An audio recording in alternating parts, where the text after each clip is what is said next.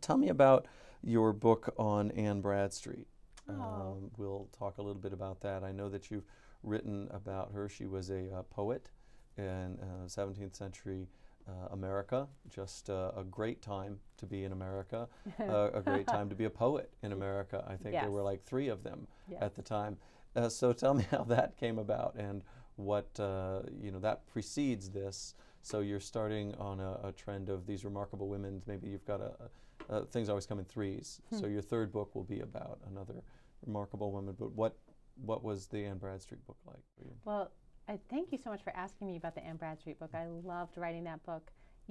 I was actually raised in the Midwest, and I Hmm. had wonderful teachers when I was a girl growing up. But I always knew I wanted to be a writer, and I especially loved poetry. And the only female writers I had ever heard of were, the famous suicides, sadly. So Sylvia Plath, Anne Sexton, and then, little Virginia Woolf thrown in there for good measure. Hmm. And so I think in my mind, if you were going to be a woman writer, it was very uncomfortably mixed with self destruction. And so I was really very consciously looking for a woman teacher or a woman role model who had had a successful and rich and happy life and was also a great poet. And I kept looking for her as a teacher, a living teacher.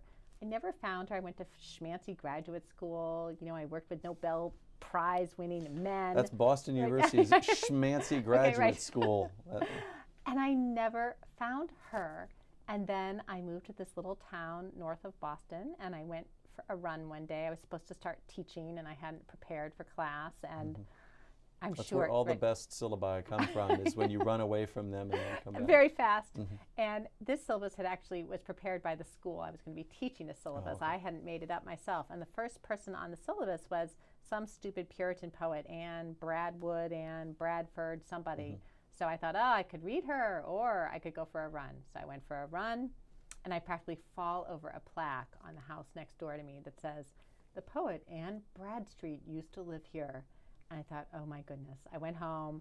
I started to read her. I fell in love with It was a her. 70s duplex. It's very strange She that lived in a she lived in 70s a duplex. duplex. Who knew?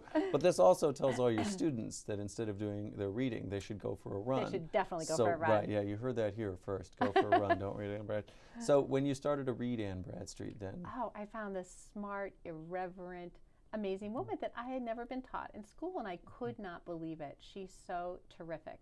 My students fell in love with her too. I mean, she is 17th century, so she's hard for us to understand, but so is Mhm. Shakespeare. Yeah. Once you get through the language barrier and you find this smart, smart, smart, funny, passionate woman, What is she funny about? Because I've done a little bit of reading in that time, and it doesn't strike me as a particularly amusing time. There were other sort of earlier and later periods. The Reform right? has some really funny people in it, like John Wilmot. Speaking of R-rated, that strike me as It's funny. funny, which tells you something about my sense of humor. But America at that time doesn't strike me as particularly funny. Parts of her that are not funny, but the parts that I was very engaged by, perhaps because I just had my first baby, was when she writes about motherhood.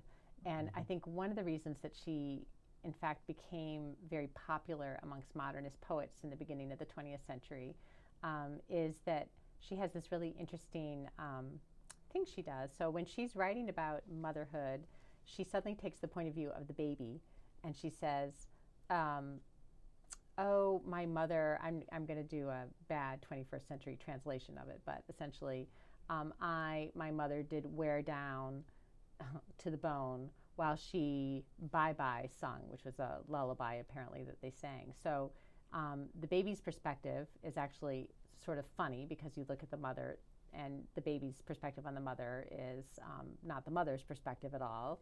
Hmm. And we also get to hear this great sort of 17th century slang in the midst of a pretty formal poem. And I think that that alternation between sort of high formal stuff and slang is really interesting. I mean, I really like it, but I think my favorite part about her, and it's the part I can kind of identify with the most, is it's actually not humor at all. It's this sort of mixture of ambition and self deprecation. So she will say things like, I am just a simple woman and my skills are really limited and ye men, you will always triumph over us. And I shouldn't write about history, and I shouldn't write about war. But, and then 2,000 lines of poetry later about history and war. And then she says, oh, but simple I, according to my skill, these 2,000 lines of history and warfare were really hard for me to write, and my pen is wobbly, and I feel very weak. But now, here come 2,000 more lines of history and war.